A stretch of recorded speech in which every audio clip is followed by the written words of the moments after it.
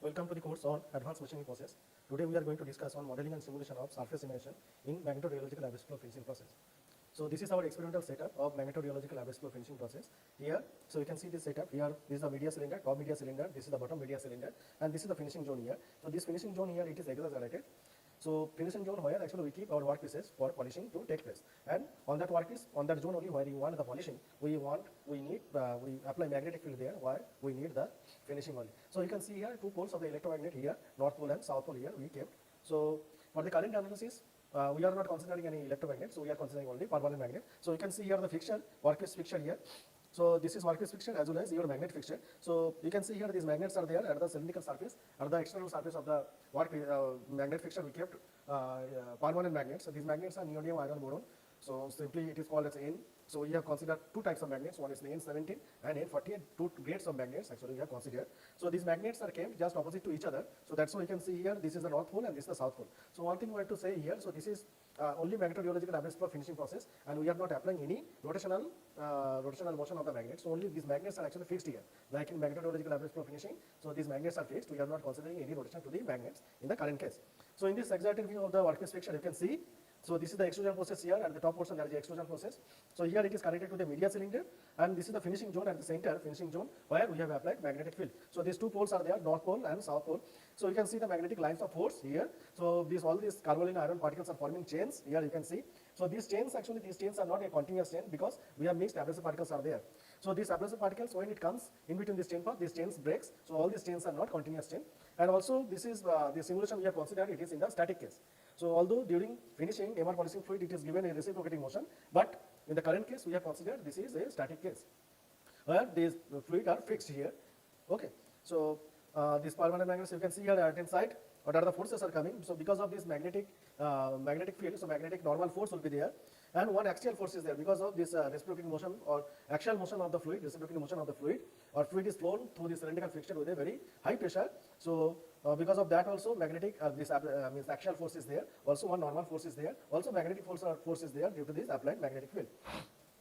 So these abrasive particles are held in this zone only by in between these carbon iron particles. So here in this finishing zone where you are applying magnetic field, so we kept our workpieces. So you can see here this at this workpiece fixture we kept these flat workpieces there at the internal slots of the workpiece.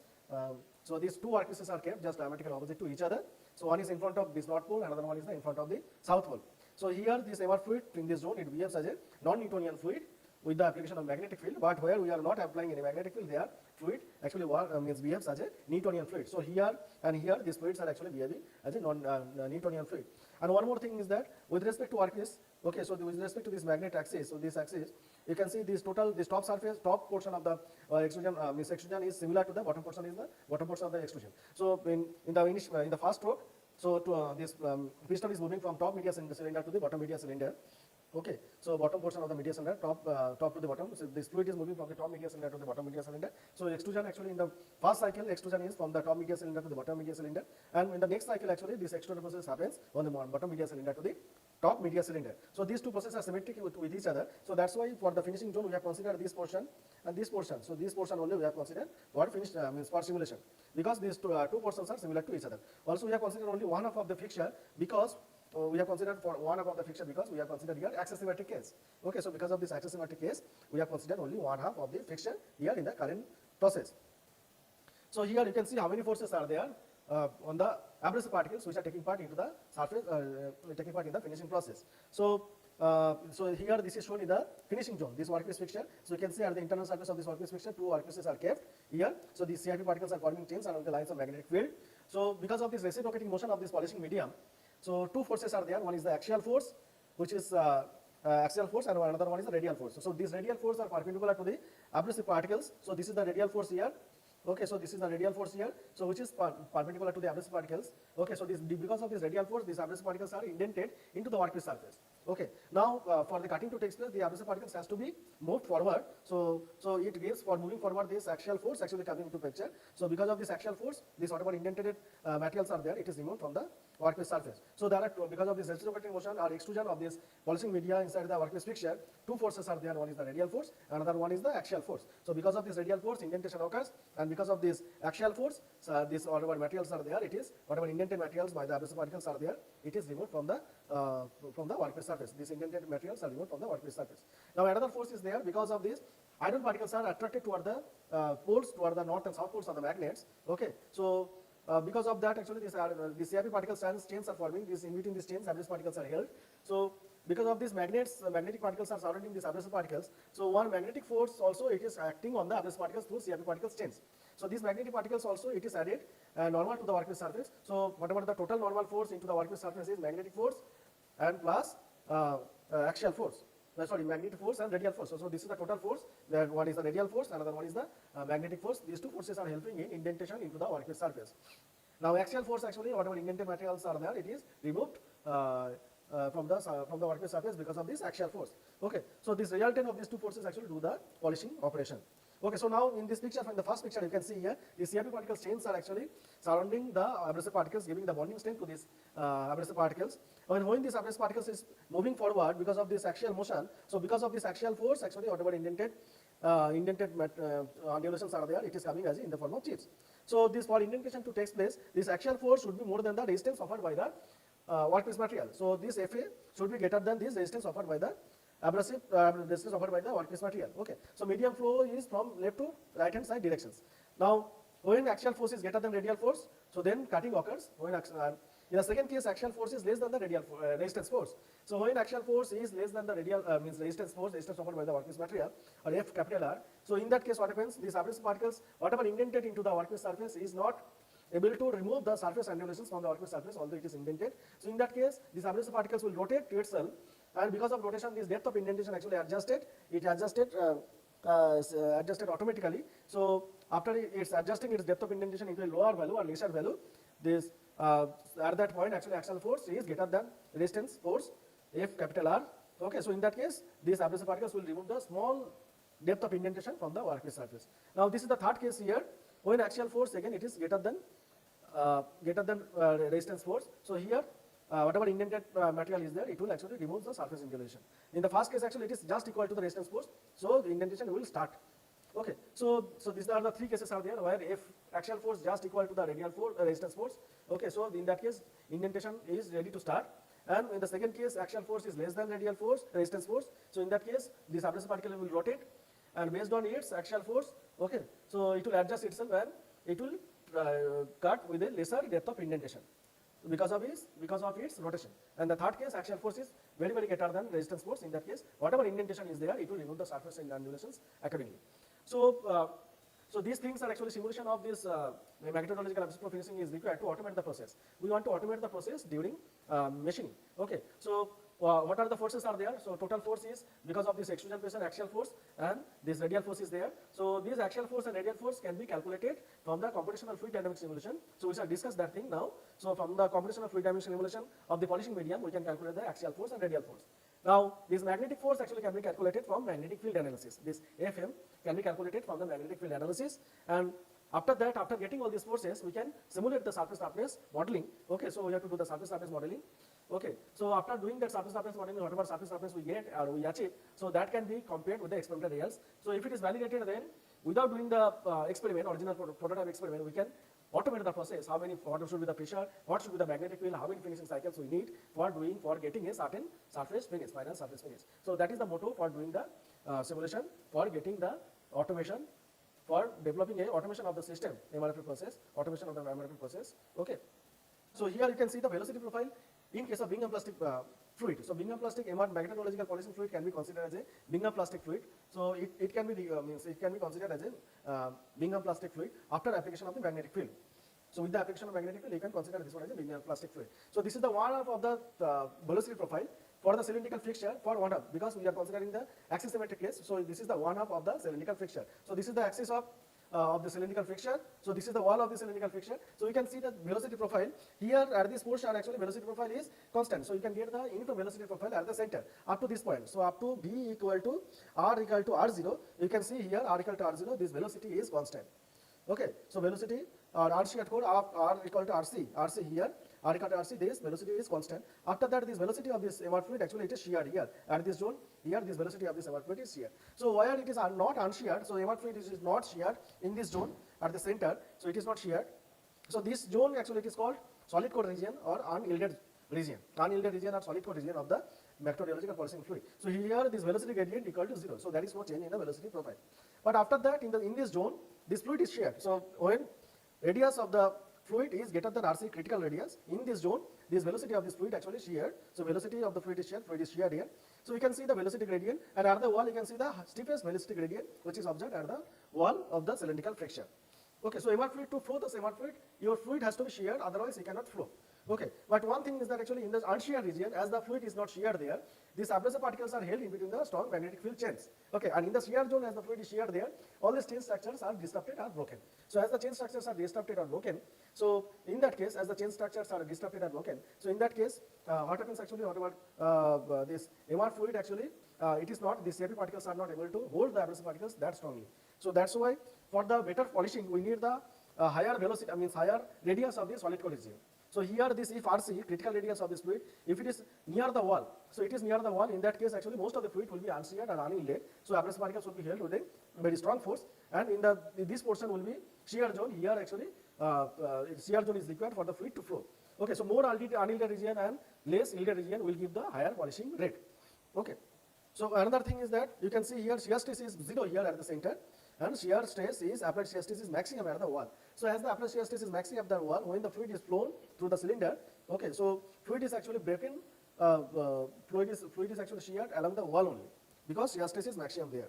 Okay, so for this CFD simulation, so we already told CFD simulation is required to calculate the axial force and radial force. Okay, so for the CFD simulation, few assumptions are actually required. The medium is isotropic and homogeneous in nature. So this medium, whatever we are considering, it is isotropic and homogeneous. Although these abrasive particles, CFP particles, are actually homogeneously mixed with the base medium of paraffin oil and grease, but for the sake of actually simulation, we have considered that total fluid consisting of these abrasive particles as carbon iron particles and the base media, it consists of a single fluid, single homogeneous fluid. Okay, so we are not considering any three-phase flow or two-phase flow here, because solid particles are there, liquid also, fluid is also there. Okay, so we are not considering all these things. We are considering MR fluid as a isotropic and homogeneous fluid. So this fluid is incompressible and steady flow fluid. We are considering the steady flow fluid. Okay.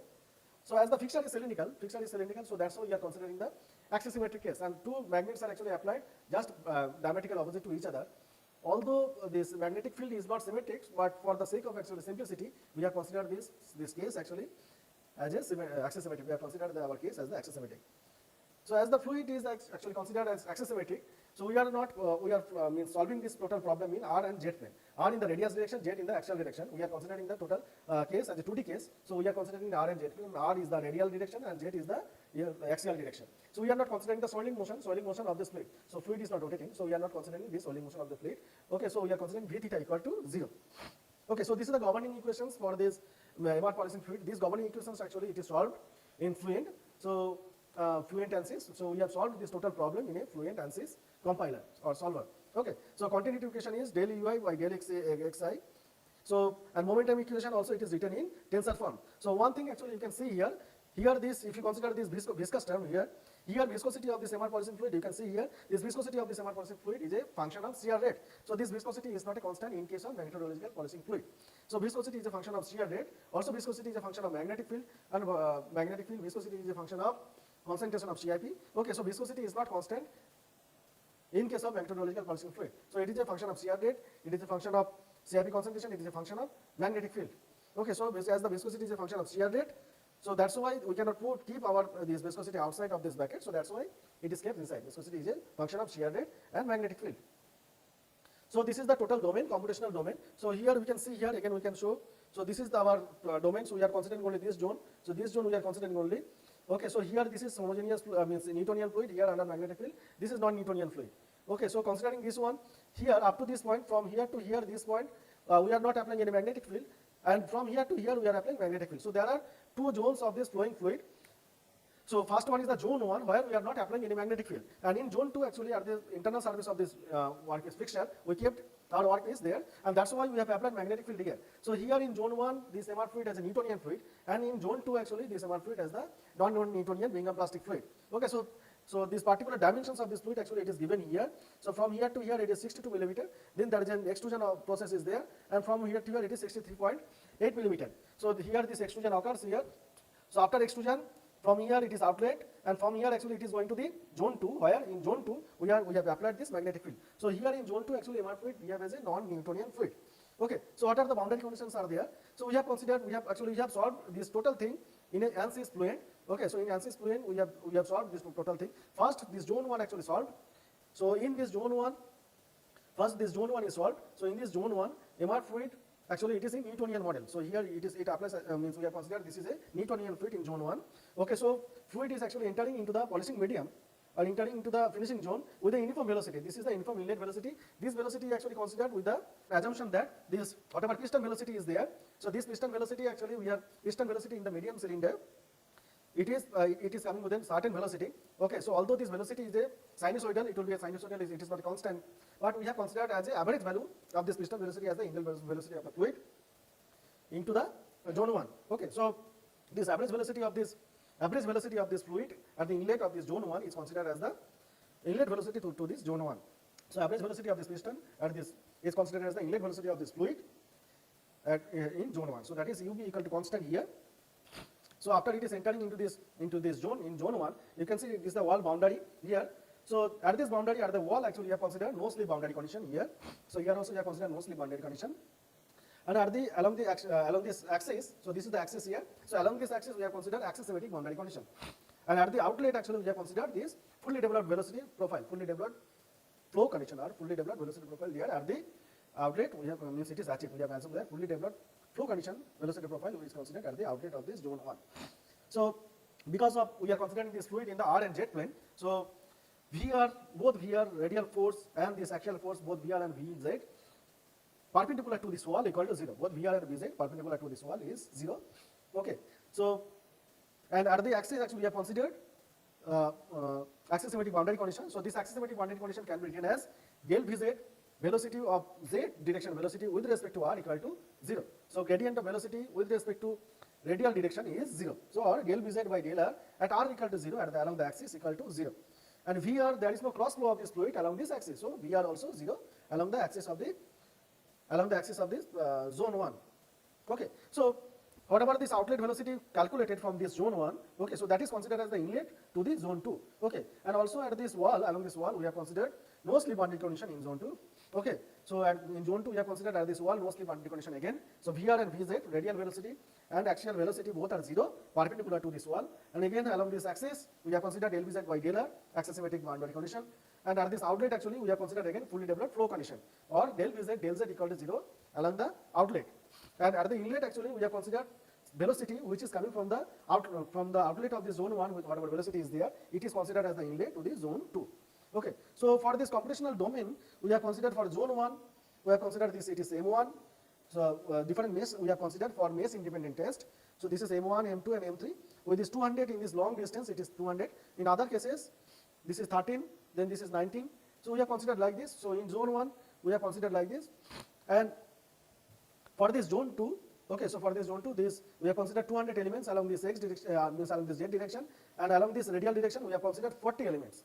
Okay, so these are the elements here for mesh independent test for both zone 1 and zone 2, and we have found that in zone 1 actually there is no change in velocity profile for this 200 to 300. Okay, so very small change in velocity profile is observed, and for this zone 2 also we have considered from 200 mesh size to 300 mesh size along this x direction. So very few change in actually velocity profile is observed. So from this so discretization, this first mesh one M1 is considered for this zone 1 and M4 is considered for this zone 2 from gradient independence test. So after that we have to consider this viscosity model, as we have told that MR fluid actually it is a non-Newtonian fluid with the application of magnetic field. So it can be considered as the Bingham plastic fluid with the application of magnetic field. So this is the equation of a Bingham plastic fluid. When applied shear stress is greater than yield stress of this fluid, then shear stress equal to yield stress tau y plus mu p is the plastic viscosity into gamma naught is the shear rate. Okay, so when applied shear stress is greater than yield stress of this fluid, so this is the equation for this shear stress. And when applied shear stress is less than yield stress of this fluid, then fluid does not flow. Okay, so in that case shear rate equal to 0, fluid does not flow, so shear rate equal to 0. In the second case, when applied shear stress less than yield stress of this fluid. So this Bingham-Plastic equation can be modeled here. So this is the Bingham-Plastic equation. For this case, this is the A, B, C, D. So this is the line. So this AB equal to tau y. When applied shear stress is greater than this tau y, then only this fluid will flow. Okay, so this is after flowing. When the fluid flows, then it takes the path B, C, D. Okay, so the slope of this line B, C, D will give the plastic viscosity mu p. Now this Bingham-Plastic model cannot be implied, we cannot use this one, because suddenly at this point at gamma dot equal to 0 here, suddenly at this point at the center, actually it drops from a yield stress of tau y to suddenly it becomes to 0. Okay, so there is a discontinuity at this point B. So that's why people have actually considered modified biviscosity model. So where actually this flow path of this MR fluid, Bingham-Plastic fluid, is considered A, C, D. It is not A, B, C, D. So this is the A, C, D. This is the flow path for this modified biviscosity model. So in this case, initially there is a very high viscosity is there. So from A to C, there is a very high viscosity is there. So mu equal to mu 0. You can consider mu equal to 1000 into mu 0. So very high viscosity is considered. And initially, very high viscosity mu 0 equal to 1000. 1000 of mu p. Mu p is the plastic viscosity. So you can consider this mu 0 initial viscosity, very high viscosity equal to 1000 equal to mu p. You can consider. Okay. So after that, when it crosses the C point, then it takes the viscosity as mu pl, or plastic viscosity is considered. So this is the biviscosity model. In this biviscosity model, when gamma dot is less than equal to gamma dot C, critical shear rate. So when shear rate is less than the critical shear rate, so in that case viscosity is very high, mu equal to mu 0, and when shear rate is greater than critical shear rate, so in that case you can consider this viscosity as mu equal to mu p, plastic viscosity plus tau y by gamma dot. So this is the viscosity when applied shear rate is greater than critical shear rate. Okay, so after it gets achieves the critical shear rate, then it takes the path of CD. Okay, so this is the biviscosity model. So here also there is a discontinuity at this point C, because beyond this value, this takes the viscosity as mu p, plastic viscosity. But before that, means when it passes the point C, then in that case viscosity is equal to mu p plus tau y by gamma dot. It is a function of shear rate. But when it at the left hand side, when it does not reach up to the C point, in that case high viscosity of this fluid is considered. So at the C point, actually it is a point of discontinuity in case of modified biviscosity model. So that's why people have actually developed so many models. Among them, so this is the Papatansu. He developed this model tau equal to tau y 1 minus e to the power m into gamma dot plus mu p into gamma dot. So this is the equation he developed in 1987. So this same equation, one equation can be used actually can be represented as the two equations in case of modified biviscosity model. So this one equation can be considered as the two equation. It can take care of the two equations for modified biviscosity model. So one equation tau equal to tau y 1 minus e to the power minus m into gamma dot plus mu p into gamma dot. So this is the equation for Papatansu model, which means it can be considered as it considers both the cases of modified biviscosity model. Okay. So in this case, this viscosity is a function of shear rate and equal to mu p plus tau y by gamma dot 1 minus e to the power m into gamma dot. Okay. So if we consider very high value of m, so in that case this Papatansu model, it actually takes the shape of the Bingham-Plastic model. Okay. So if we consider very high value of this m, for high value of m, this Papatansu model actually it takes the shape of the Bingham-Plastic model. Okay. Viscosity in that case, Papatansu model equal to mu p plus tau y by gamma dot 1 minus e to the power m into gamma dot. Okay. So that this value of UA, this axial velocity should be like that m UA by d should be greater than 500. So this is the model, Papatansu model. So this model actually it is utilized in fluid. So we have written a user-defined function for this Papatansu model for viscosity, or for viscosity model we have used this Papatansu model. Okay. For calculating the viscosity. Okay, so now we need to do the grade independent test. So you can see this zone 1 and this is the zone 2, this velocity profile at for three different grades. Okay, so these grades for zone 1 you can see here. So you can see that this velocity, there is no change in the velocity profile for this zone 1. So this maximum velocity at this point for this zone 1, you can see from m equal to 200, m1 equal to 200 along this length direction, then second one is the m1 equal to 300, and third direction m1 equal to 400. So in between this 200 and 300 means along this x direction, you can see there is only 0.04% change in velocity profile. And in zone 2 also you can see, if we plot for 200, for 300 and for 400, you can see, so from this 200 to 300 there is very fine change in velocity profile can be observed. Okay, so we can consider this 200 by 40, this 200 by 40, this one as the, we can consider this 200 by 40. This mesh, actually it is considered for this optimized mesh for zone 2, and for zone 1 is 200, 13, 91, 36, 89, and along this z direction it is 41, is considered as the optimum mesh size for zone 1.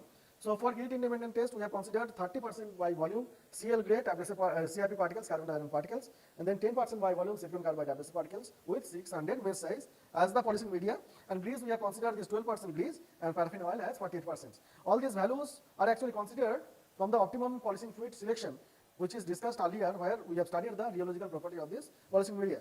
So this inlet velocity to this media, average inlet velocity of this polishing media is considered 13.60 millimeter per second. So it depends on the pressure. So at 37.5 bar pressure, this inlet velocity is 13.60 millimeter per second at 0.29 Tesla magnetic field. Because in that case we have considered N17 grade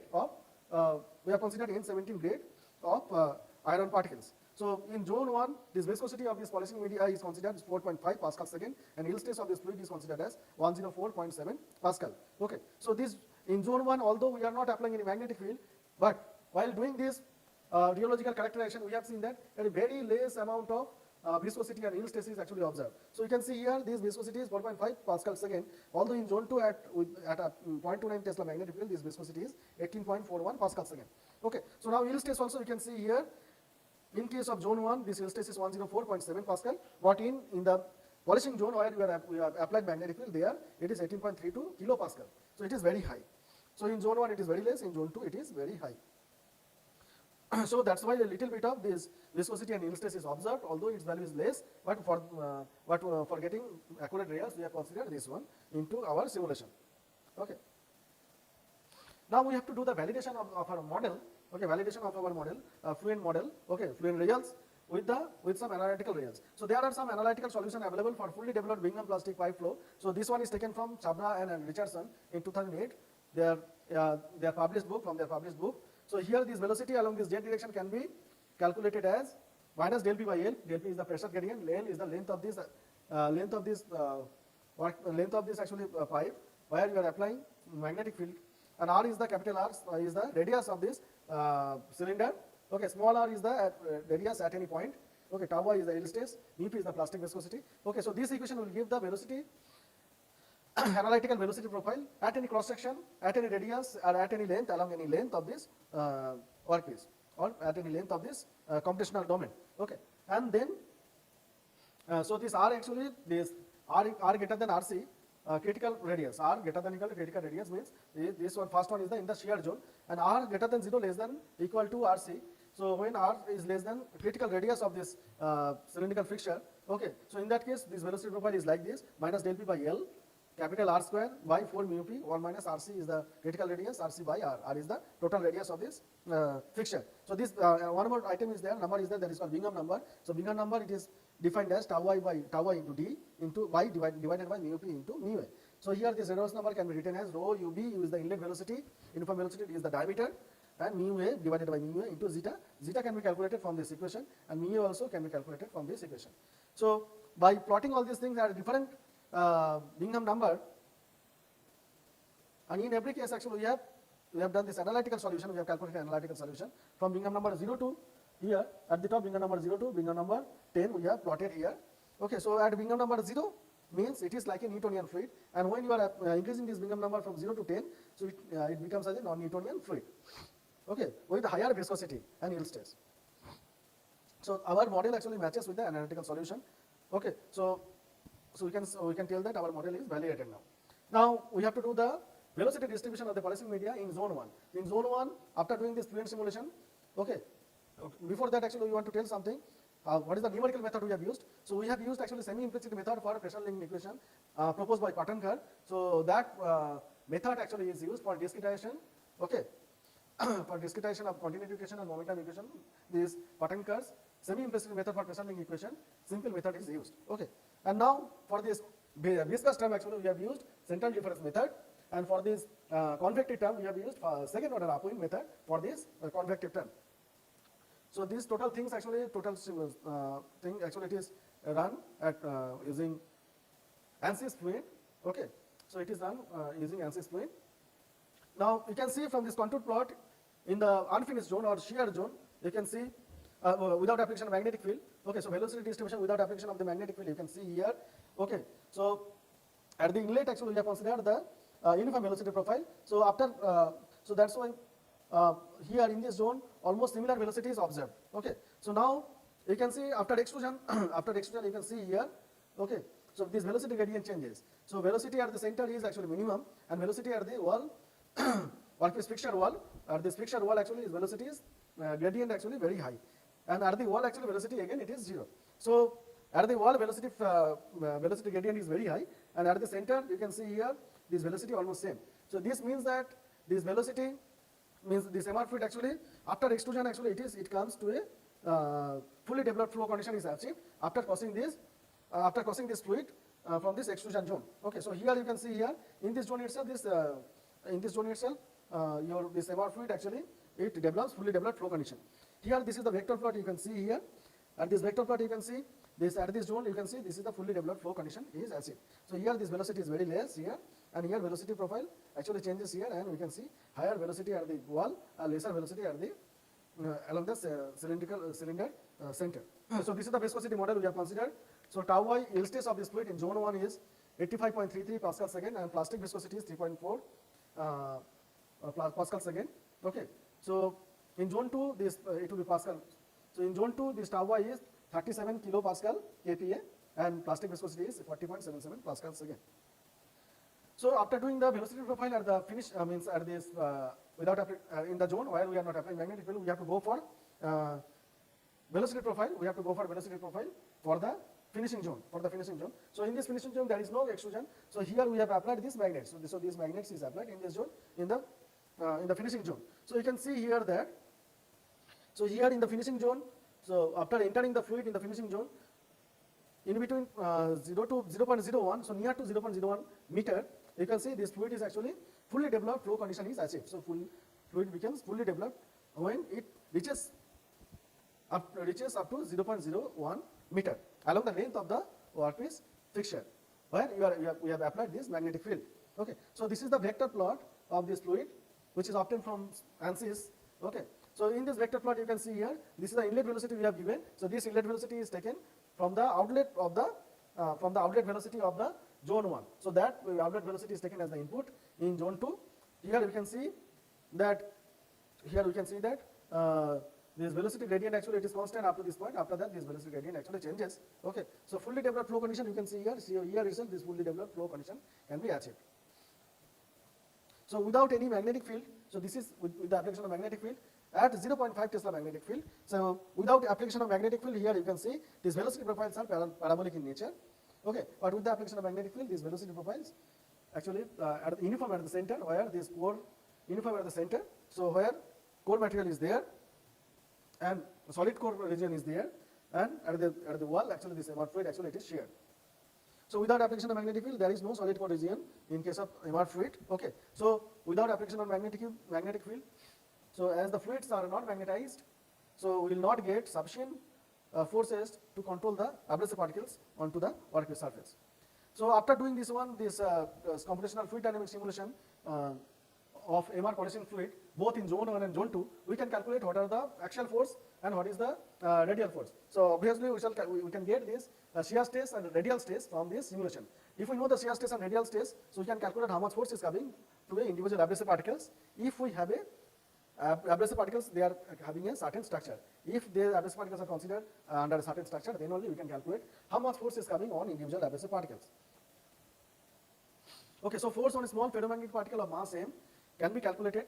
Force on a small ferromagnetic particle of mass m can be calculated as Fm equal to m into chi m b del b divided by mu 0. So m is the mass of these abrasive particles, chi m is the susceptibility of this. M is the mass of these CIP particles, carbon iron particles. So after calculating the forces, axial and radial forces from computational fluid dynamics simulation, we are going to calculate the magnetic forces on the abrasive particles through surrounding CIP particles. Okay, so using magnetic field analysis. So what are the force acting on a carbon iron particles or ferromagnetic particle in the magnetic field?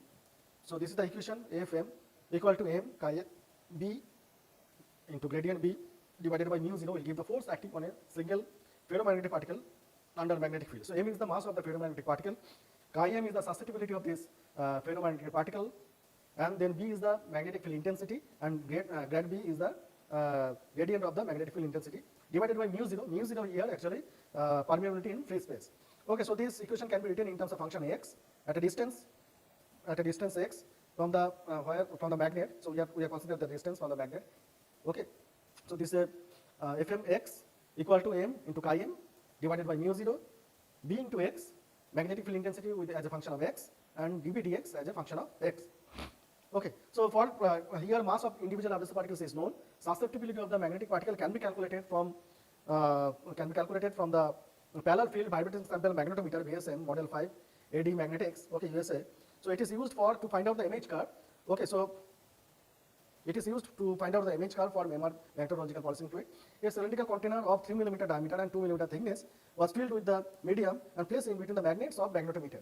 Okay, so from there, so if it is kept inside a magnetic field, okay, so we can calculate this magnetic susceptibility from there itself.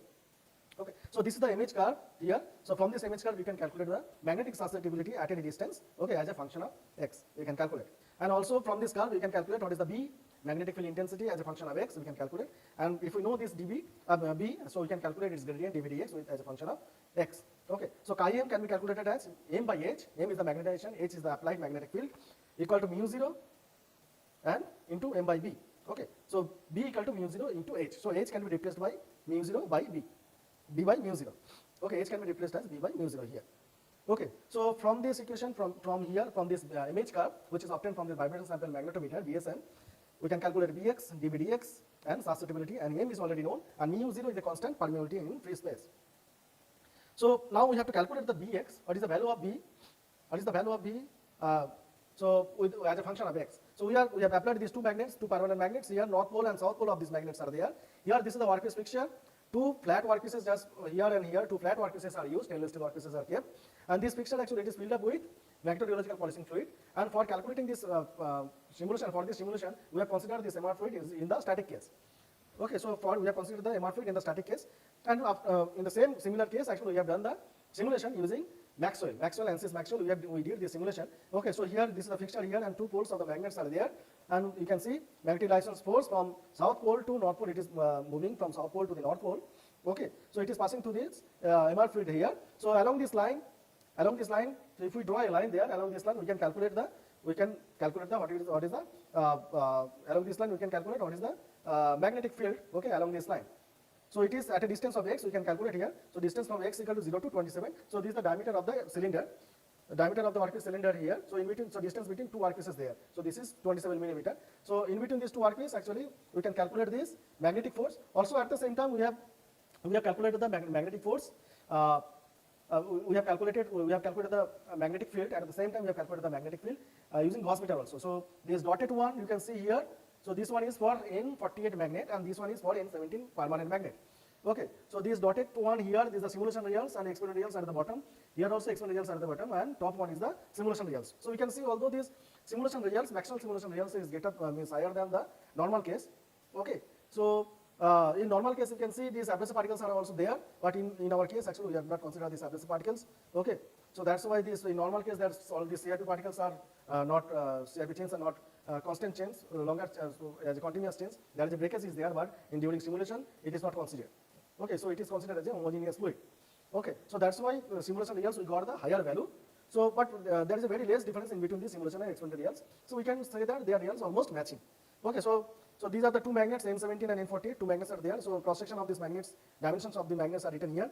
And magnet property, this remnant magnetization, cohesive force, and BH max area of this BH curve.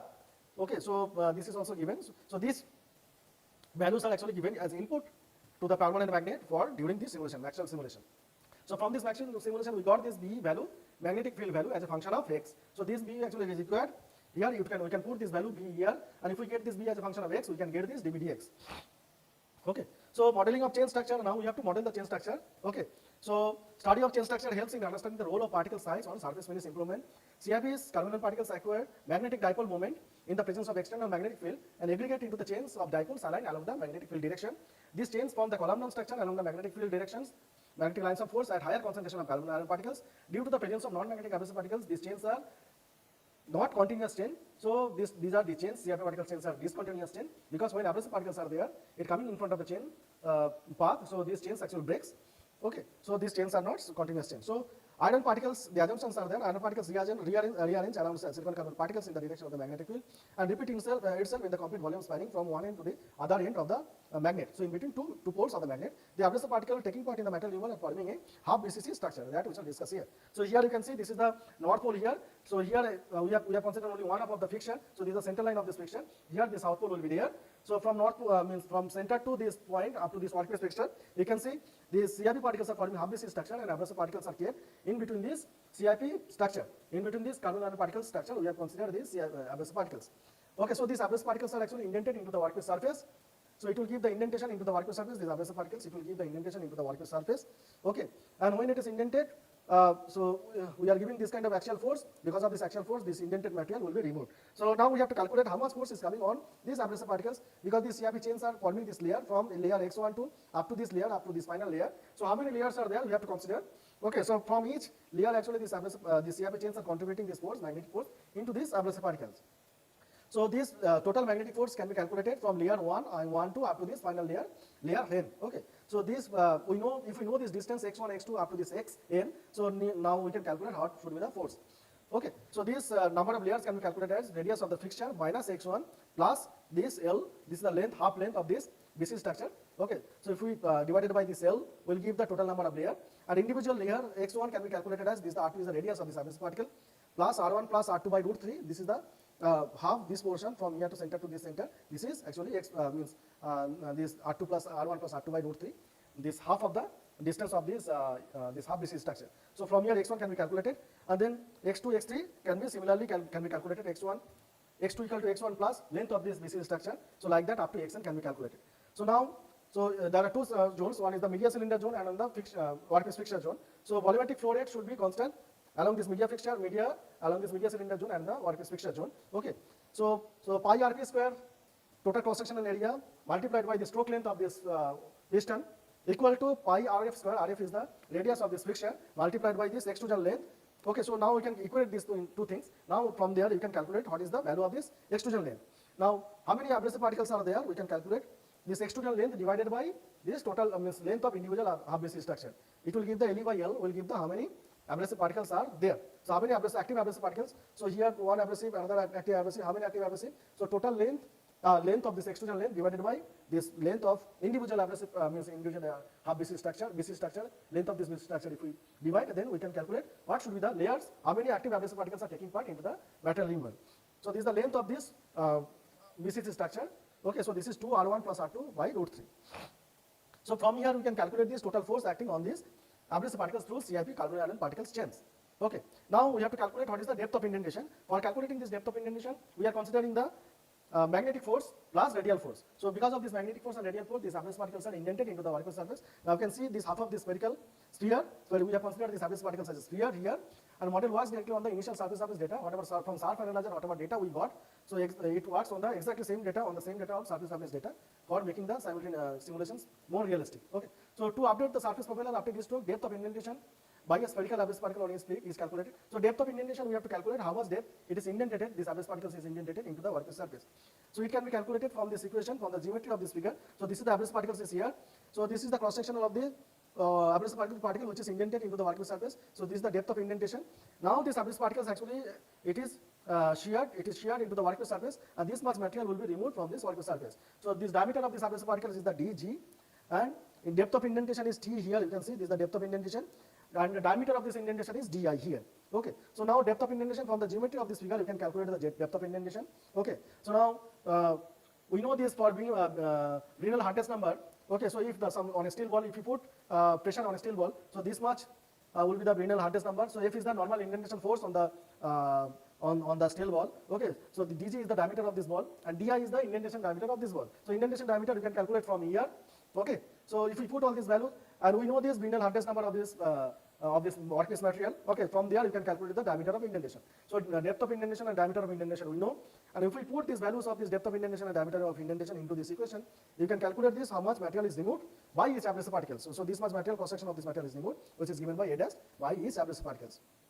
Now it is when it is translated horizontally, this much length multiplied by length will be this much material will be removed from the workpiece surface. So here one more thing is that the shear force here, the shear force on this abrasive particle should be greater than strength of this workpiece material. So this shear force acting on this abrasive particle should be greater than the strength of this workpiece material. This shear force can be calculated. A is the total cross-sectional area minus this A dash is the cross-sectional area which is indented into the workpiece surface. So this on this area actually this shear force acting, this shear force should be greater than this indentation.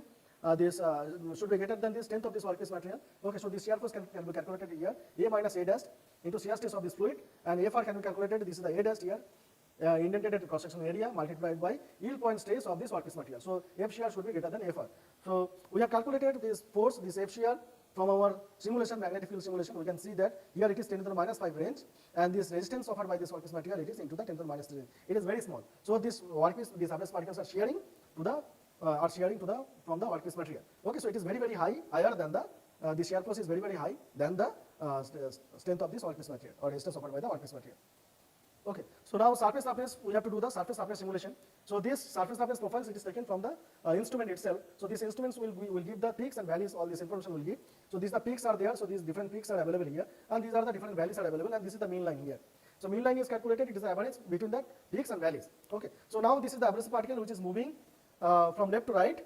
So it will remove the surface undulations from the peaks here. Okay, so from each and every peak it will remove the depth of indentation. Okay, so it will not remove material from each and every peak. So suppose if this the peak height is PA minus T. Okay, so this much will be removed from here, this much will be removed from here, this much will be removed, but from this PB it will not remove, because we have considered this, assume that these abrasive particles will move in a straight line path, because your shear stress is very high. Okay, shear stress is very high in our case, so these abrasive particles will move in a straight line path.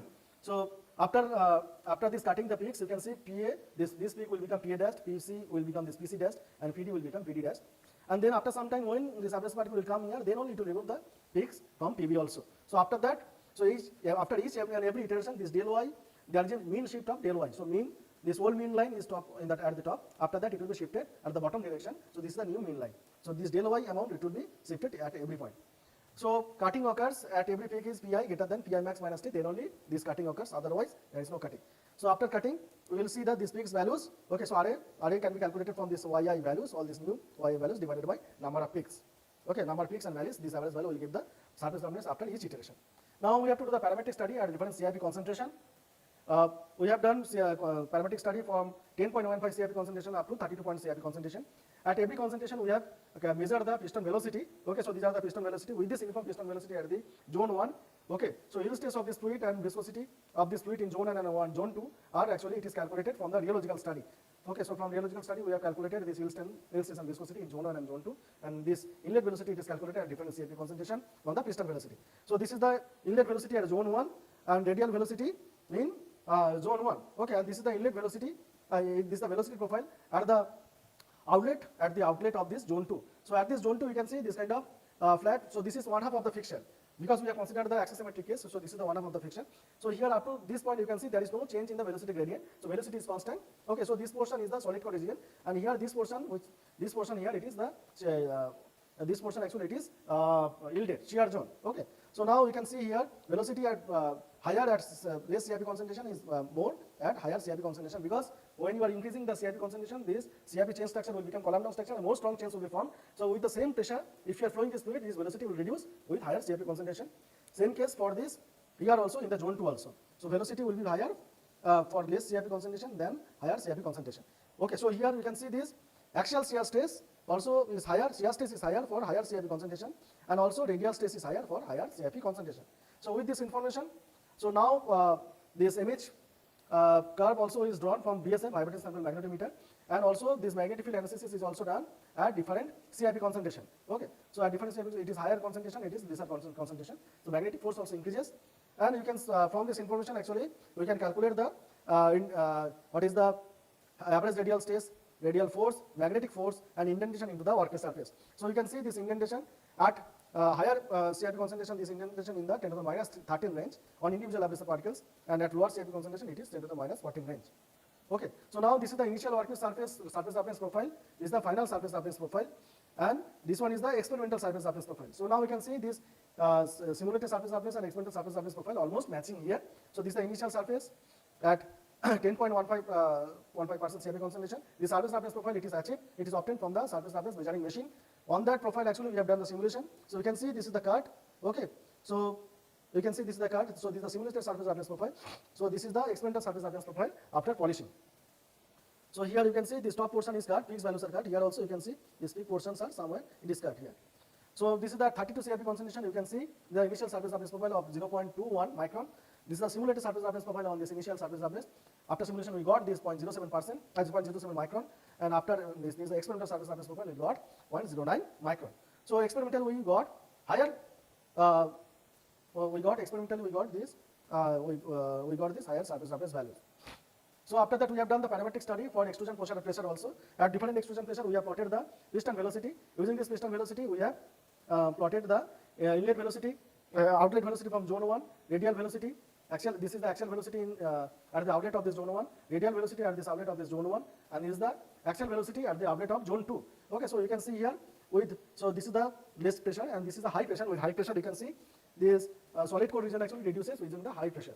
Okay, so because it is shear, so if you increase the shear, most of the fluid at certain magnetic field, at a constant magnetic field, most of the fluid will be shear. And you can see there with the increasing in the pressure, so you can see, so with the increasing pressure, your axial and radial stress also changes or increases here. Okay, so because we are using in this case only single fluid, so at different pressure we are doing the experiments. So this is the image curve and this is the this magnetic field. In between these two poles, magnetic field plot in between two workpieces or in between the two poles of the electromagnet. So at different pressures, 32.2, 32.5 bar to 42.5 bar pressure, this indentation diameter you can see it is little bit increasing. So there is not that much changes are there. From 2.402 we got this 2.61 into 10 to the minus 3 range. Okay, so with the increasing pressure you can see surface finish also improves. This is the initial surface roughness profile, this is the final surface roughness profile, and after that this is the experimental surface roughness profile. After that we have done the experiments on finishing cycles also, 400 finishing cycles to 800 finishing cycles. So you can see almost similar final surface roughness profile, simulated final surface roughness, and this is the experimental final surface roughness profile, almost they are matching. Okay, so these are the conclusions from our experimental study. Rheological characterization, from rheological characterization we have seen that Herschel-Berkeley model actually better represents the experimental data obtained from the radiometer and Bingham plastic than Bingham plastic and Casson fluid models. And from Airbus analysis we have seen that magnetic field has the highest contribution on yield stress and viscosity of MR fluid, and from all the main factors and interactions. So we have considered this 10.71, 17.68. So these are the after that CIP concentration. Okay, contribution of this CIP concentration. And highest yield stress is obtained for 30% CIP, 10% abrasive, 12% grease, and 48% paraffin oil at 0.5 Tesla magnetic field. So it is also observed that when the total solid contains CIP plus abrasive of the MRP fluid reaches more than 35%, there is a decrease in yield stress. So rate of decrease in yield stress depends on the total solid particles concentration in MRP fluid beyond this 35%. So from rotational MRP process of flat workpieces, so RMRP process is more effectively reducing the surface roughness than MRF process. RMP process is less efficient for finishing magnetic workpiece, ANet workpiece. Okay, and the combination of S and rotational speed of the magnet and square of the rotational speed of the magnet has the highest contribution. Okay, so percent change is RA increases with the rotational speed of the magnet. After that, it reaches to an optimum value and then it reduces because of this shear thinning nature of the fluid. And also abrasive particles cut marks generates cross hatch pattern on the workpiece surface. Okay, it generates cross hatch pattern. And then from cylindrical workpiece also we got that it is capable of polishing cylindrical workpiece, cylindrical stainless steel workpiece. Also it can reduce the outer roughness of this workpiece, cylindrical workpieces. Okay, so from abrasive from atomic force microscope and scanning electron images, we have seen that abrasive particles give the generates cross hatch pattern on the workpiece surface, which helps in oil retention. Okay. So simulation from MRF process, MRF compression of fluid dynamic simulation of MRF process. So this axial velocity profile of the simulation results matches well with the analytical solution of Bingham plastic Whitefield equation. It is also observed that numerical simulation, higher extrusion pressure give rise to a smaller flat flow region at a given magnetic field. From the comparison of magnetic field between the axial simulation results with the experimental measured magnetic field without polishing medium, it is found that they are in good agreement. From the magnetic field simulation, it has been found that this axial force on an active abrasive plane is greater than the reaction force due to the strength of this material. Hence, it is concluded that shearing action of the abrasive particle on the workpiece surface takes place during finishing. And also, these final surface roughness values predicted from the simulation results are very close to the experimental results of the finished surface for experiments at different CIP concentration, at different workpiece extrusion, at different extrusion pressure. Okay. So these are the references are there. And thank you.